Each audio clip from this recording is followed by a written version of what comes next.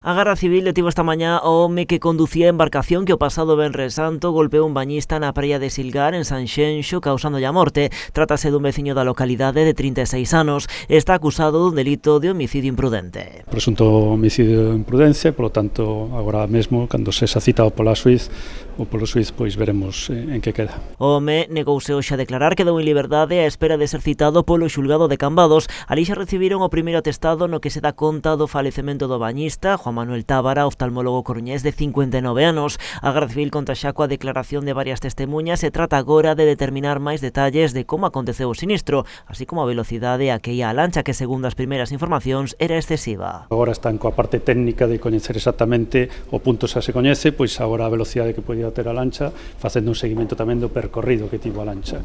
Polo tanto, toda esa información se porá a disposición tamén do xuiz. Os datos recabados tamén indican que a vítima nadaba dentro do perímetro de seguridade da costa, un espazo que estaría reservado para os bañistas en tempada alta con boias de seguridade. O alcalde de Sanxenxo indica que ese dispositivo non estaba aínda instalado porque é inviable fora dos meses de verán. Calquera persoa que entenda un pouco a costa sabe perfectamente que é inviable de ter posto balizamento nas praias en temporada, bueno, no inverno, non, eso non sirve para nada, menos aquí en Galicia, non se vai casi ningún sitio de España. Con todo, Telmo Martín abre a man a buscar fórmulas para incrementar a seguridade en zonas como a de Silgar, onde nesta Semana Santa foron moitos os que se botaron á auga. Estamos estudiando, buscando e creemos que hai maneiras que sí poden tratar de evitar, aunque a seguridade total non existe, pero sí vamos a buscar maneiras de poder tratar de que se eviten situacións como esta. O rexedor aproveitou para transmitir á familia da vítima a consternación da corporación e do conxunto da veciñanza de Sanxenxo polo tráxico suceso.